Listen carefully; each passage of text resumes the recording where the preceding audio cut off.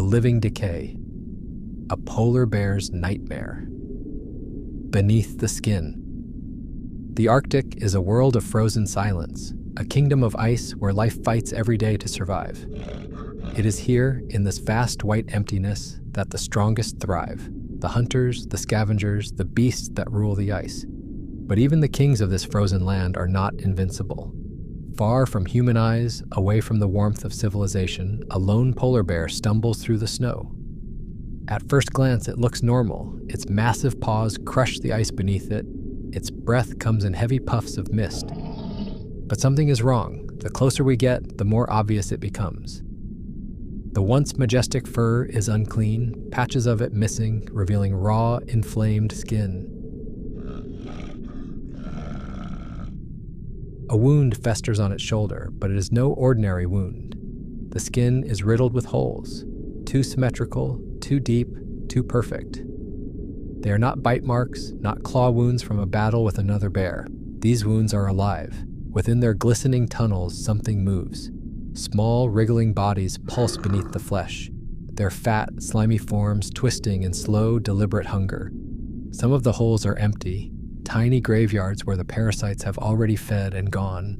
Others still house their residents, creatures that should not be there, creatures that do not kill their host outright, but keep it alive just long enough to suffer.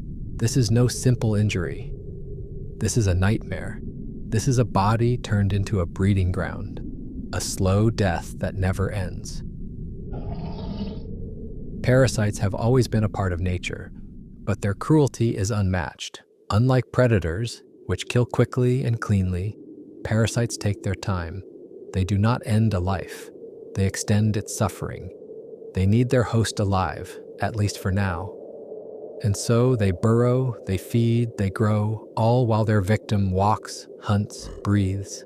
For this polar bear, the nightmare began long before the wounds were visible.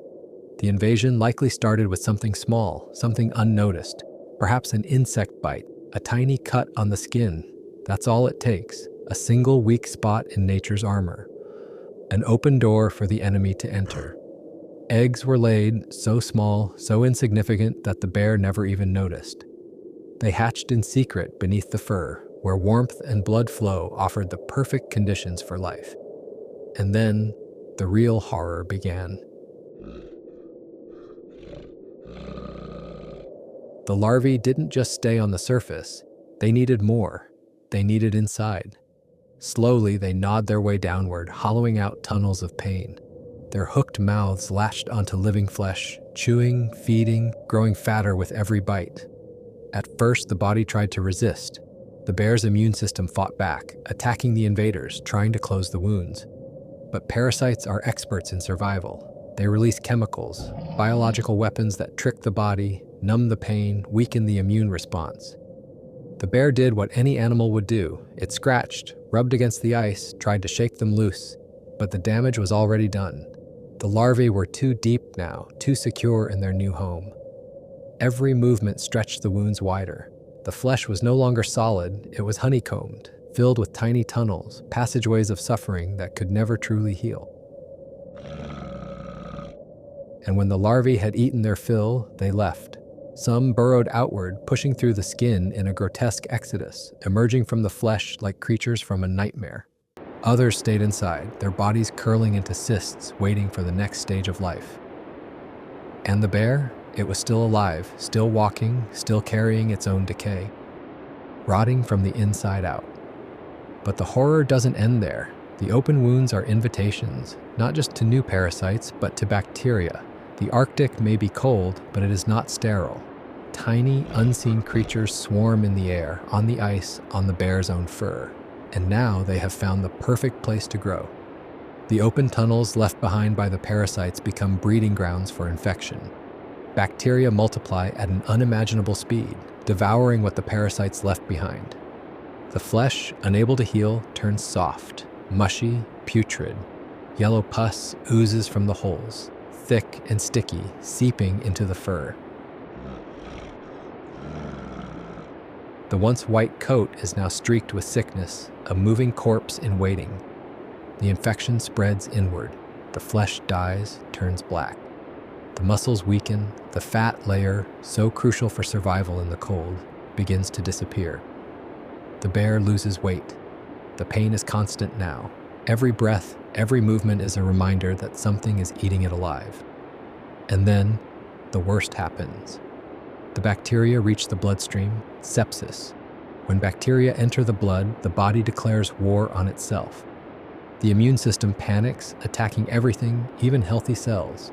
The organs begin to shut down, first the kidneys, then the liver. The brain swells, the fever rises. Confusion sets in. The body is burning from the inside out. The bear stumbles. Its legs, once powerful, feel heavy. It is starving, but the thought of food doesn't matter anymore. The world around it blurs, replaced by the dull, unending ache of slow death. And then finally, it stops moving. The cruel joke of nature. But death isn't the end. Not in nature. As the bear's body cools, new life arrives. Scavengers pick up the scent of rot. Arctic foxes, ravens, even other bears, though still healthy enough to fight, circle, waiting for their turn. They tear at the infected flesh, their mouths unknowingly consuming the very parasites that killed it. The cycle begins again. Somewhere, deep inside another body, eggs are being laid. Somewhere, beneath another patch of white fur, tiny creatures are chewing their way in. This is the reality of nature. It is not fair. It is not kind. It is endless hunger. And if you think you're safe, if you think parasites belong only in the wild, think again. One final thought to keep you up at night. Have you ever felt an itch that wouldn't go away? A bump on your skin that wasn't there yesterday? A tiny hole that looks too perfect? Maybe it's nothing, or maybe something small, something patient, is already inside, waiting.